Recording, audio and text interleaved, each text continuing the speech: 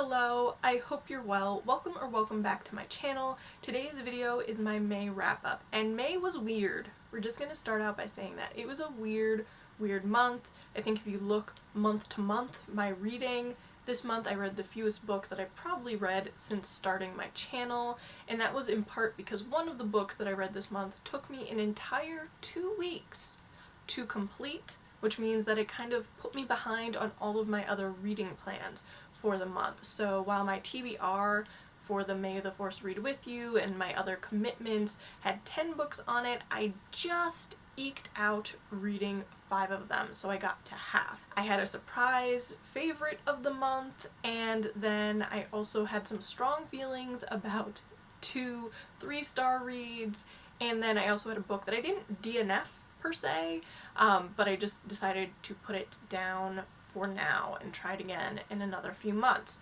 So with all of that, why don't we dive into it and talk about what I read in May?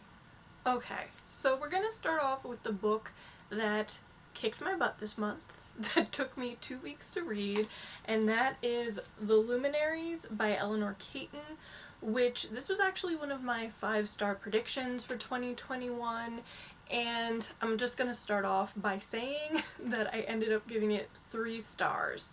And I gave it 3 stars trepidatiously, which is a very strange word to say out loud, admittedly, but I felt very cute about rating a Man Booker Prize winner 3 stars, because part of me was self-conscious about it, part of me was just like, was I missing something? Was I not smart enough to have read this book?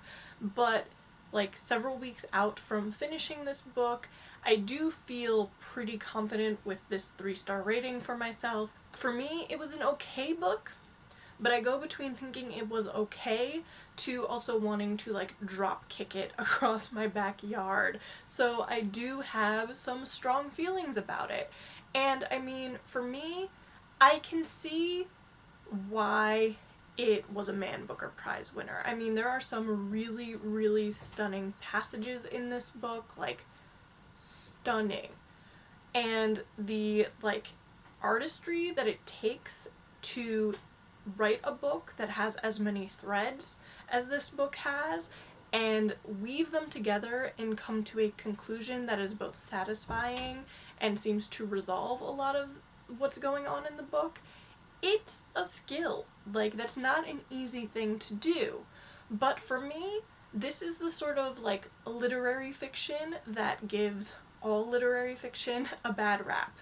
And what I mean by that is that people are intimidated by it and just feel like they aren't going to be smart enough to appreciate it or understand what's happening, that it's just gonna go clear over their head, and just feels like unnecessarily highfalutin, if that makes any sense, for what it is. Because at the end of the day, this book felt to me like a whodunit with some other like crimes and immoral behaviors thrown in a really interesting setting, but with all this kind of artifice and like extra stuff going on that just complicated it and made it a book that was more difficult to comprehend what was happening, and just didn't feel like it really was important to the overall story. Like, one of the things that I will say is that this book has like a cast of, I want to say 15 or 16 characters that are integral to the plot moving forward. And I'm used to books with big casts, like War and Peace has like a bajillion. Anna Karenina is not small either in that regard. There are a lot of books that I really enjoy that have really large casts of characters. But in this case, this was a book that I didn't know who the main character was, and I was left wondering, like, is there actually a main character, or is it a cast of main characters, or a cast of just supporting characters who are all kind of equal importance? Because the like synopsis makes it seem like this Walter Moody character is the main character and the protagonist, but I would argue that he isn't. So you have this really, really complicated sort of framework that the book is following.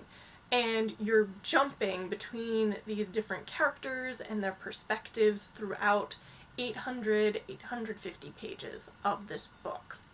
Also, on top of all of that, you have this like astrological, I guess, motif would be the best word for it, that unless you were someone who understands astrology, probably wouldn't get it, but like each part of the book has this like astrological map going on that I'm not an astrology buff, so I couldn't tell you what it's supposed to indicate, but I think it's supposed to tell you a little bit about what is to come, and unless that is something that you are well versed in, want to spend the time researching, like, I don't know that it necessarily added anything to the book. It maybe makes the title of the book make some sense, but overall I didn't think that this was all that necessary. As I said, it just felt unnecessarily complicated from the vantage point of having all of these different characters, all of these different POVs, also having this astrology woven in, also having multiple sort of crimes that people are trying to figure out what is going on, having this setting that is really interesting, but one that I would think is probably unfamiliar to most people. You also are dealing with that. So there's just a lot going on. I feel like this could have been done in a way that was like half the length of the book if it had fewer characters who were of such significance. And I mean, the characters themselves are really interesting, so I'm not going to like bash that.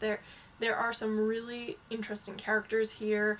I am curious to see how individuals who are Maori or who are Chinese feel about the representation of some of the characters in this book. I would be interested to hear more on that. For me, just doing a cursory look online, I didn't really see all that much written up on it, but that's something that I'd be interested in. And as I was saying, like, there's just a lot of crimes and pieces of puzzles that you're trying to figure out. It's like a mystery wrapped inside another mystery wrapped inside another mystery, and basically when this book starts, someone has turned up dead.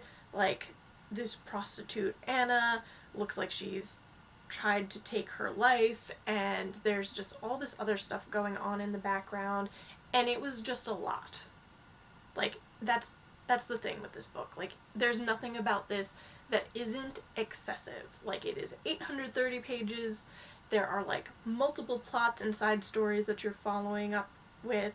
There is a ridiculously large cast of characters whose POVs are all important to the story, and it's just, like I said, a lot. So I didn't really, I would say, enjoy the reading experience of this one.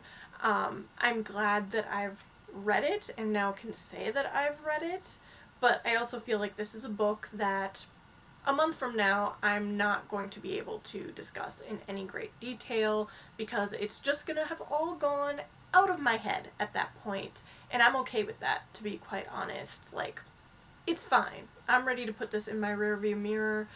But yeah, I would be interested to know if anyone else has read this book, what their thoughts were, because part of me is still very self-conscious about the fact that I did not like this book that much. So yeah, that's how I feel. So, on the complete opposite end of the spectrum, we have The Deep Blue Sea by Terrence Rattigan, and I read this right after The Luminaries because I needed something that was the polar opposite of that book. And this is a play, it's barely 80 pages, and I just needed something that would prevent a reading slump, something that I could sit down, just sink my teeth into, and really enjoyed. And I already knew that I liked this story because I watched the production that the National Theatre now has on like their streaming services with Helen McCurry, who passed away in April. That was the first time I'd heard of that play. I watched it and really enjoyed it. I watched a movie adaptation which had Rachel Weisz and also, oh my god, who's the actor who plays Loki? Him. He's in it. So I've seen both of those one adaptation and the play and really enjoyed it. So I knew what I was getting into with this book. It is a play that is set in post-war London, so in the early 1950s. The main character, Hester, is this woman that has left her marriage to a high court judge for this other man, an RAF pilot, and her affair with this other man is kind of falling apart and isn't the happiest of situations or circumstances for her to be in. In fact, the play starts with Hester having attempted suicide and her neighbors finding her in the nick of time and basically rousing her again, and she survives. So it starts off very heavily, and then it's this play that is following Hester as she's interacting with these other arguably very fragile, imperfect, heavily flawed individuals, herself included, as they interact with one another. And in Hester's case, it is the story of like a passionate sort of love that she's seeking, and also feelings of loneliness and dejection and just despair. And so in that case, it's not necessarily the happiest play of them all, but I do think that the ending is also really interesting and has some form of justice to it in a way. Not sure if that makes any sense, but it is just a really, really lovely play.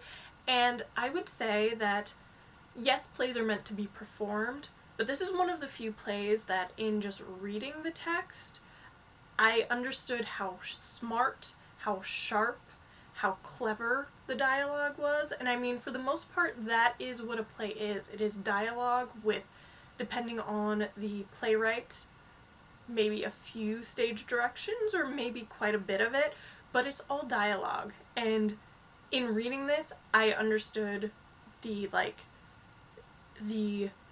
sharpness of some of the observations that Hester made about other people and about herself and her situation, and it was just wonderful. Like, I had such a good time reading this. It ended up being a 5-star read for me, which I was very pleased about considering how much I love the actual play. But yeah, it was a 5-star read. I really enjoyed it. I would very much like to rewatch the play with Helen McCurry with this book at my side to kind of read through it as I'm seeing it performed. But yeah, this is gonna go up there as one of my favorite plays of all time at this point. And now we're going to talk about the book that I ended up putting aside for later. So it's not a DNF. I have intentions of going back to it, just probably not for another few months, and that is A Bend in the Stars by Rachel Barenbaum, which this was a book that was actually on my April TBR, and I ended up starting it as an audiobook towards the end of April, and then spent the lion's share of May trying to listen to the audiobook and just not getting very far.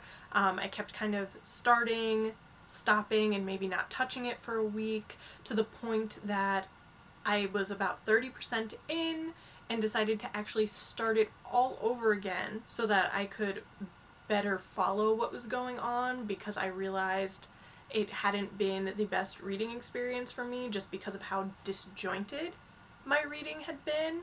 And I did that and only got to about 20% before I decided, you know what, this might not be the right audiobook format for me, so let me put it aside, let me get to it in its physical format in a couple months, kind of start from scratch again and see how I do with it, because I do actually think that this book has a lot of potential. So A Bend in the Stars is set in Russia, which, if anyone who watches my channel will know, I love anything about Russia.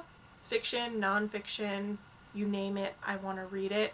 But it is set in Russia just before and during the outbreak of World War I, and the two main characters, Miri and Vanya, are siblings. They are Russian Jews, and Miri is one of the first female surgeons in Russia. Her brother Vanya is this really intelligent kind of boy wonder of a scientist who is racing Albert Einstein at the time to figure out the theory of relativity.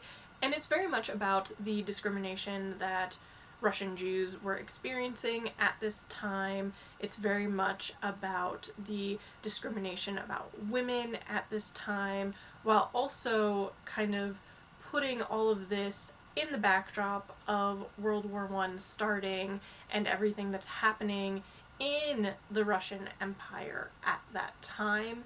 And I really enjoyed it. I thought the characters were really interesting. I'm definitely more of a fan of Miri than I am of her brother, just because once you start talking about his science stuff, you kind of lose me a little bit. I was never one for physics, but there's a lot there that I think is really promising. I just actually need to like sit down and really focus on it without being distracted by the Luminaries, which was the physical book that I was trying to read at the same time, and everything else that's going on. Like for me, I do think that this is a book that I just need to sit down with and give myself time. So I'm not DNFing it. I'm just putting it aside for now. It's back on my bookshelf behind me, and the plan is to hopefully get to it before the end of the year at some point. But yeah, that is a book that I did not finish this month, but I am hoping to at some point. Okay, the next book is one that I covered pretty extensively in my May reading vlog, so I will link that for you if you're interested, but I did want to talk about it even briefly here, and that is Things in Jars by Jess Kidd, which was a surprise favorite and 5-star read of the month for me, I would argue.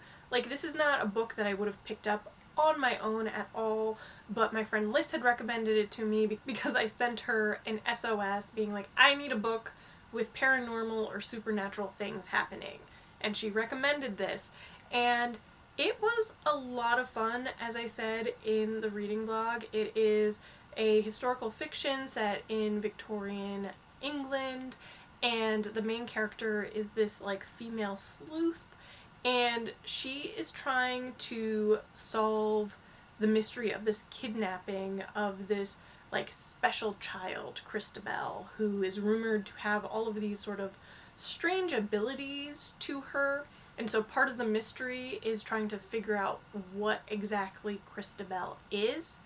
And the main character, Bridie, is this sort of extravagant, larger-than-life figure who has this like found family around her that is filled with these sort of societal misfits, as it were, who help her to figure out what's going on. So one of these figures is a ghost. His name is Ruby, and in his like lifetime he was a boxer, and he still looks like a boxer and has all of these crazy tattoos, and he kind of haunts Bridie, who he says he knows from when he was alive, but Bridie doesn't remember him, and so that's another mystery that you're trying to figure out, how they actually know each other.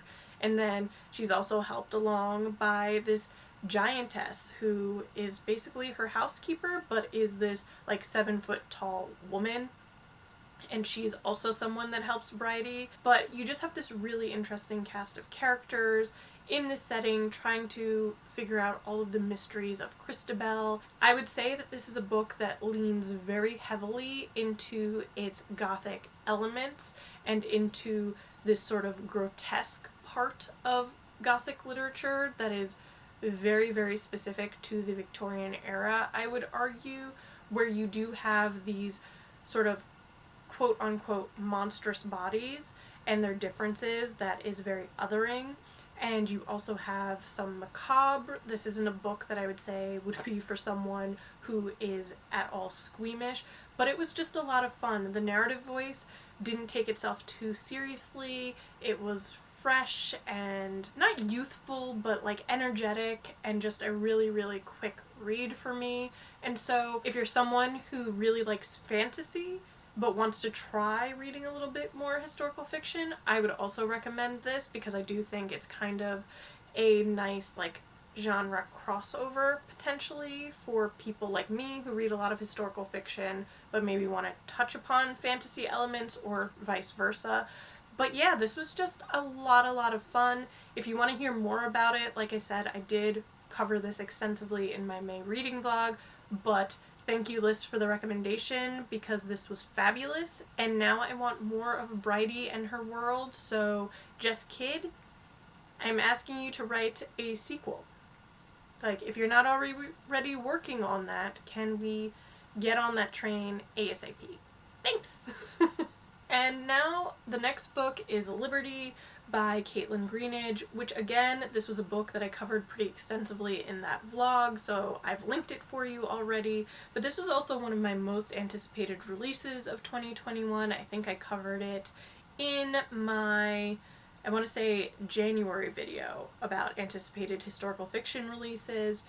And because I went into this with such high expectations, I would say that this is probably one of my more disappointing reads for 2021 to date. The way I was approaching this book was, I thought that it was going to be about Liberty, this young black girl growing up in Reconstruction era Brooklyn, and her mother, who is a doctor and who wants Liberty to follow in her footsteps. But Liberty doesn't really see eye to eye with her mother's ambition, so this not cliche, but this age-old conflict of a child's dreams for themselves not necessarily aligning with their parents. So I thought it was going to be about the fact that Liberty rebels against her mother's expectations of her by marrying this Haitian and moving to Haiti because she's been promised this great life there. And yes, there's some of that in there, but basically it takes too long to get to that point. The first, I want to say, third of the book is Liberty being an 11 or 12-year-old girl living in Brooklyn, which it just dragged a little bit too long for me in that aspect. And then you have her going off to school, and that dragged for a little bit. And then you're about 100 pages from the end of the book when she finally has met her husband and is going to Haiti. So you ended up spending 2/3 on stuff that I didn't even really think was going to be part of the story, now being the main focus of the story. And yes, the writing was really interesting. I really appreciated the complexity of the mother-daughter relationship here. I also really appreciated this sort of nuanced look at colorism within the black community, in the case of like Liberty, who's very dark-skinned and can't pass, her mother can, and there is this sort of animosity or resentment for the way that her mother can interact with white women, and the way that white women interact with Liberty when they come to see her mother at the like clinic, and just the way that her mother allows them to treat Liberty because of her skin color. And so there's a lot of nuanced look at that as well, and that same thing then travels with Liberty to Haiti because her husband is also passing, and so her in-laws are also passing, and she is darker skinned than the lot of them. So it was interesting, the writing was okay, but for me it was just a book that was really just okay, kind of mediocre. It's not one that I would say was really impressing me, so I ended up giving it 3 stars at the end of the day. I was really hoping that this would be a book that I would love as much as I had loved Conjure Woman last year, which is about a similar time period but set in the South, but this just didn't meet my expectations of what the book was about. It just dragged a little bit too much on certain aspects of Liberty's life and story that I feel like could have been like greatly reduced to make this story more about her rebellion with her mother as a grown woman and then her life in Haiti. Because to be honest, The part where you're in Haiti is really, really interesting and really, really vibrant, but when you're in Brooklyn, it just felt very disorienting, but I just felt like also in addition to the other problems, Caitlin Greenidge probably hadn't done enough to really ground you in the fact that Liberty is a New Yorker, that she is from Brooklyn, and that a large part of this story is actually taking place in Brooklyn at the time. But yeah, as I said, this was a 3-star read for me. It was okay, but just nothing to write home about, in my opinion. And the last book, book number 5, is Flanneuse, Women Walk the City in Paris, New York, Tokyo, Venice, and London by Lauren Elkin. And this is a book that I literally finished this morning, so it's very, very fresh in my mind. But I really enjoyed this, and there were moments in reading this that the book felt like it was talking directly to me. I connected with it, and parts of it resonated with me on such an interesting level that I was basically like, Alleluia, thank goodness, like, yes, yes, yes, like, all the yes. And so I really, really enjoyed it and ended up giving it 4 stars. But I will say that this is a book that isn't necessarily going to be for everyone. This is not a book, like, if you're looking for travel writing or looking for a book that is about travel. That's not what this is. It's really not necessarily about the cities that are covered here. It is more of a cultural history, a cultural analysis. It is a literary history, arguably. There is a level of memoir here, and it's also just like brazenly feminist, which is what I love about it. So Lauren Elkin is this like cultural critic, and she's looking at the figure of the flaneur, who is like quintessentially male. He is this wandering observer of city life, and people have argued that women can't be flaneuses, the female equivalent, because women aren't the observers, they are the observed. And so this book is taking this idea of the male gaze and kind of flipping it on its head, and Lauren Elkin is arguing by looking at the lives of certain literary figures, Virginia Woolf, Jean Rhys, George Sand, Joan Didion, and other like sort of artistic women, including this filmmaker Varga, who I'd never heard of, and how they are actually flaneurs, or flaneusing, as she refers to it.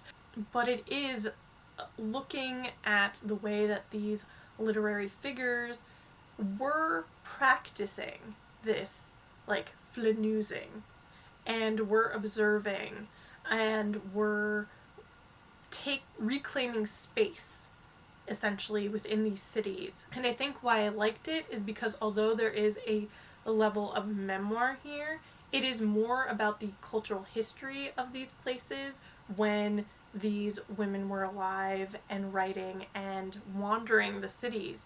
And it connected with me because I've visited almost all of these places with the exception of Tokyo, and I could remember and almost envision myself doing this wandering and observing while I was there, because how I familiarize myself with a place is by wandering and by sitting in cafes and jotting down everything that I see. So there was, as I said, a lot here that resonated with me, and it was just very much about these like cultural moments that these women were living in, what they were seeing, what they were experiencing, and yeah, I just really, really enjoyed it.